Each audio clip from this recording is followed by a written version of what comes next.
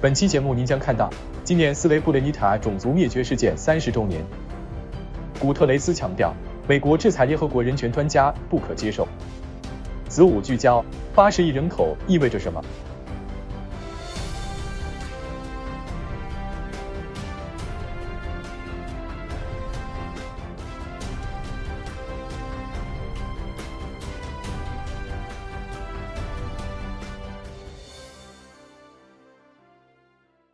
纽约时间0点，北京时间12点，欢迎收看联合国子午播报。我是今天的 AI 主持人。今天是1995年斯雷布雷尼察灭绝种族罪国际反思和纪念日。在波黑战争爆发期间，联合国于1993年在斯雷布雷尼察镇设立了安全区。1995年7月11日，该镇被波斯尼亚塞族部队占领，8000多名波什尼亚克族男性在随后1周内被杀害。斯雷布雷尼察种族灭绝被认为是2战以来欧洲最严重的单一暴行。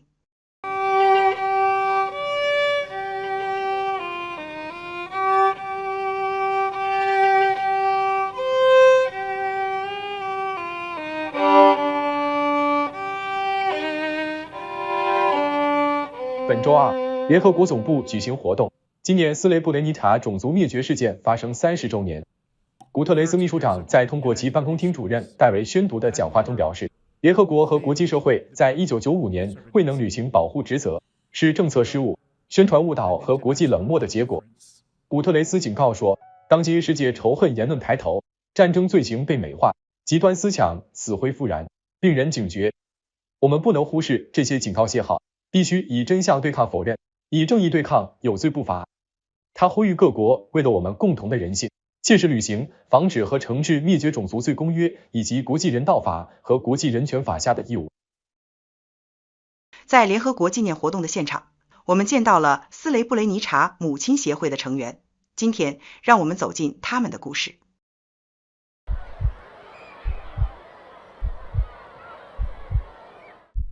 Preživjela sam genocid, u genocidu mi je ubijeno 22 člana moje uže familije. Moj sin bio posebno dobro dijete, bio je dobar učenik, volio je život, volio je matematiku, volio je svoje drugove, prijatelje iskreno, međutim, sudbina je svoje učinila.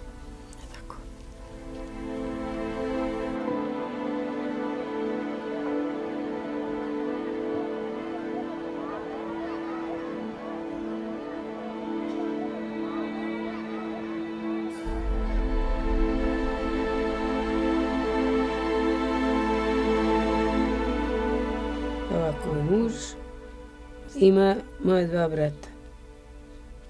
2013. sam ukopala 2 kosti od jedne noge, a moj sin imao je i leđa, i glavu, i ruke, i karlicu. Od toga još nema ništa, još se nije to pronašlo.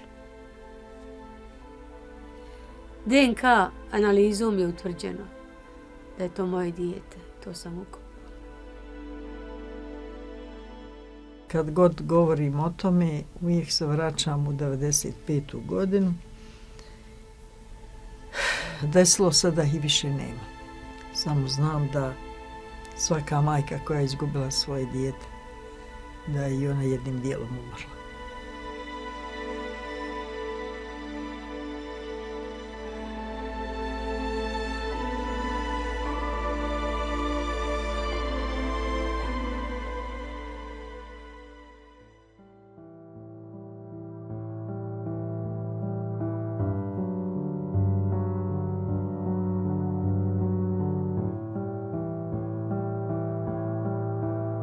The mothers of Srebrenica are here, and it's extremely important that they are because a genocide happened in Srebrenica 28 years ago.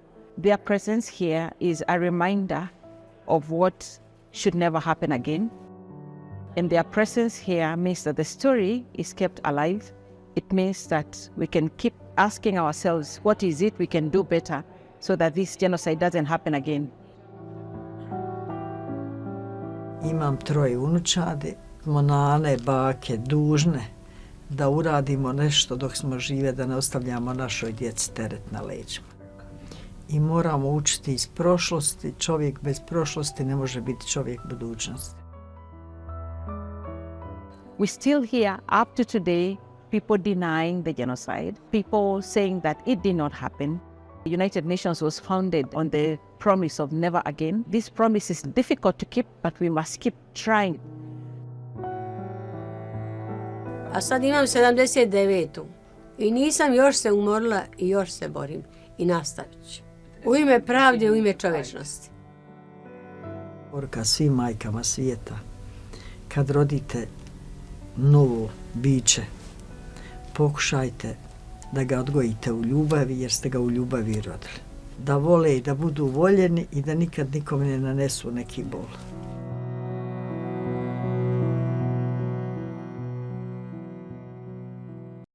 再来关注加沙。联合国近东巴勒斯坦难民救济和工程处主任专员拉扎里尼周三警告说，以色列拟将加沙地带的巴勒斯坦人再次大规模转移至最南端的拉法地区，此举或将造成第二次大浩劫，使巴勒斯坦人世代流离失所，彻底失去在家园追求未来的希望。第一次大浩劫指的是1948年以色列建国及阿以战争期间，约75万巴勒斯坦人被迫逃离或被驱逐出家园，数百个村庄被摧毁或接管，形成延续至今的难民问题。这一事件成为巴以冲突的根源之一。拉扎里尼指出，以色列的这项计划将等同于在埃及边境附近建立一个大规模集中营，将整个巴勒斯坦人口困于无望之地。他表示，我们不能对这种大规模强制驱逐保持沉默，更不能成为共谋。他呼吁立即实现持久停火，包括无条件释放人质，提供持续且有尊严的人道援助，并对两国方案的未来做出真诚承诺。同样在周三，美国国务卿卢比奥在社交平台上宣布，将对联合国备战巴勒斯坦领土人权状况特别报告员阿尔巴内塞实施制裁，理由是他推动国际刑事法院对美以官员及部分公司采取行动。古特雷斯秘书长周四通过发言人表示，对特别报告员或任何其他联合国专家或官员实施单方面制裁是不可接受的。阿尔巴内塞是意大利籍国际人权律师，长期专注于国际法和巴以问题。作为联合国人权理事会特别报告员，阿尔巴内塞一直在呼吁各国通过制裁等手段敦促以色列停止对加沙地带的军事行动，并公开支持国际刑事法院就战争罪向以色列高级官员发出逮捕令。他最近发布的一份报告还点名多家美国公司，指其在技术和后勤方面协助以色列在加沙的行动。他认为，以色列目前在加沙所采取的军事行动等同于种族灭绝行为。制裁公布后，阿尔巴内塞在社交平台发文表示，我坚定不移地站在正义一方。我的祖国拥有杰出的法学家、才华横溢的律师和勇敢的法官，他们为正义付出代价，有人甚至牺牲生命。我将继承这一传统。联合国人权事务高级专员蒂尔克也就此发表声明，敦促美国立即撤销对阿尔巴内塞女士的制裁，指出她的工作完全在联合国人权理事会授权范围内进行，旨在就备战巴勒斯坦领土人权状况开展独立评估与报告。联合国人权问题特别报告员是人权理事会设立的独立专家，负责就特定国家或议题开展实地调查，收集资料并向理事会提交报告。这些任务负责人并非联合国雇员，不代表联合国立场，以独立身份履职。他们的工作内容常涉及敏感且具有争议性的议题，在推动人权进展和问责方面发挥重要作用。第四次发展筹资问题国际会议日前在西班牙塞维利亚圆满落幕。在本次会议上，来自全球的多边开发银行齐聚一堂，共同探讨如何为2030年可持续发展目标提供融资支持。作为亚洲基础设施投资银行行长，金立群接受了联合国新闻的专访，分享了他的观察与思考。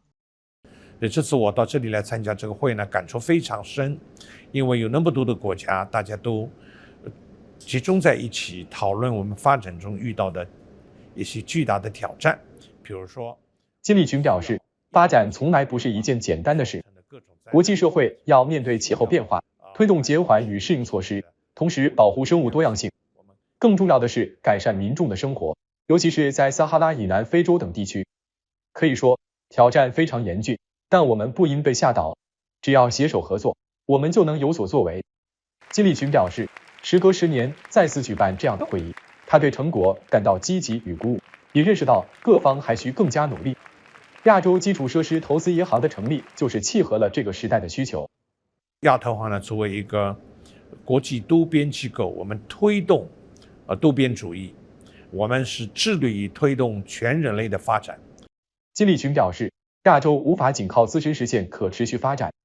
同样，亚投行的工作也不仅仅局限于亚洲，在非洲、拉丁美洲等地也开展了多个项目，并与联合国开发计划署、环境署等机构长期保持密切合作。他强调，要应对全球性挑战，没有哪个机构可以单打独斗。从某种意义上说，亚投行是一家全球型的区域开发银行。在被问及美国会出席本次会议是否影响共识时，金立群回应说，越多国家参与合作越好。但即便如此，会议仍体现了强大的凝聚力和行动力。他希望这种精神能够传递到各国人民心中，让大家意识到携手合作的重要性，任何国家都不应被排除在外。所以呢，我感受很深的一点就是大家是往一个方面兴往一个方面想劲往一个方面使，所以我对这次大会感到非常非常的好。A better future is one where no one lives in poverty. Every child can go to school and every person can receive the health care they need. It is a future where all people are safe from conflict and climate disaster. A better future takes effective financing. This includes funding for hospitals, medicine, clean water, schools, teachers, and the vital services and infrastructure needed to ensure a fair and dignified life for all. That is why we need to leverage all sources of financing, public and private, national and international. Financing is the fuel for a better life for all.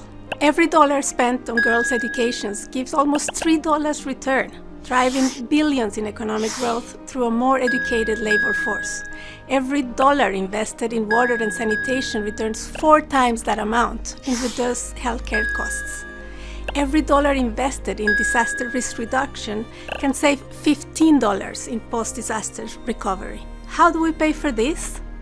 Boost public funding by helping countries collect taxes fairly, reduce illicit financial flows, and spend with impact. Make development banks stronger because their ability to offer targeted and transformative finance is a powerful tool of development finance. Create incentives to attract private investment in sustainable development, fairly sharing risks and benefits. 3 billion people live in countries where governments spend more on debt interest payments than on health and education combined. Lowering the cost of borrowing will reduce debt service and free up investments in the sustainable development goals. And when countries need to restructure their debt, we need a debt architecture that enables timely, orderly, and effective and fair restructurings for those that need it most. What is our common purpose? Healthier people, stronger communities, and economies that work for everyone. People living with dignity, empowered to have hope, both in their present and their future. 7月11日还是世界人口日，今天全球人口已经突破了80亿。这对我们的世界意味着什么？来看今天的子午聚焦。The world has reached 8 billion, and I'd love to tell you what this means for us. The world reaching 8 billion is not a catastrophe. In fact, it's a grand success globally. More people are surviving. Life expectancy has increased across the world. Healthcare has improved, and more people are thriving. It would be a catastrophe if governments can't prepare for what's coming in the next few decades. The population of mankind is not likely to keep rising forever, at least as current predictions show. What we see is a peak predicted in about 2080s, thereafter a plateau, and after 2100, we'll have to wait and see. A feature of today's population is how diverse it is in different countries of the world. Imagine, for example, that there are 8 countries that are going to be responsible for half of all global population growth between now and 2050. At the other extreme, we have more than 60% of the global population today already living in a country that is below replacement fertility. And more than 50 countries are already in population decline. Another example of population diversity around the world is age. The median age in Europe right now is 41.7 years. In sub-Saharan Africa, the median age is about 17 years. That difference is greater than it's ever been in human history that we have record. Long ago, everyone was young, so to speak. Life expectancy was low across the world, so most countries were similar to one another in being young. Eventually, with time, we probably expect with more life expectancy and declining fertility that most countries will be older. We're in a fascinating window right now in human history where we have this grand diversity between old countries and young countries simultaneously. We don't see a baby boom.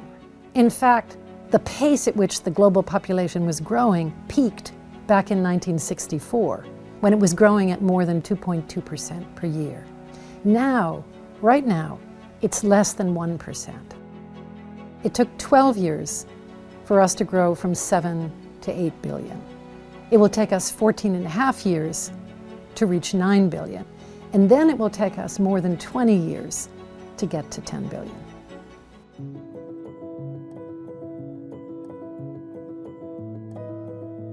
Birth rates go down for many reasons.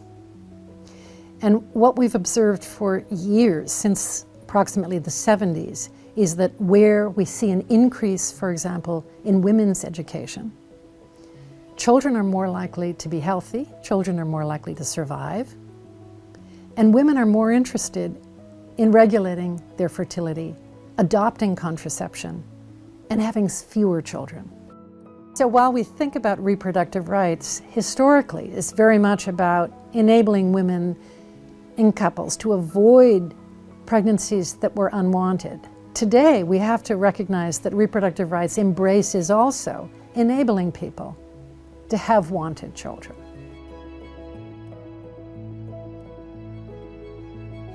Where development has been successful and progresses, we see that these are countries in large measure where women have reproductive rights and choices. That women's agency, their bodily autonomy, are essential to development. They are in fact hallmarks and indicators of development and the achievement of the Sustainable Development Goals. So it's imperative for us to fulfill the Sustainable Development Goals and to make education universally accessible and affordable for all children. In many countries of the world today, what we see also is that people aspire to more children than they're actually having.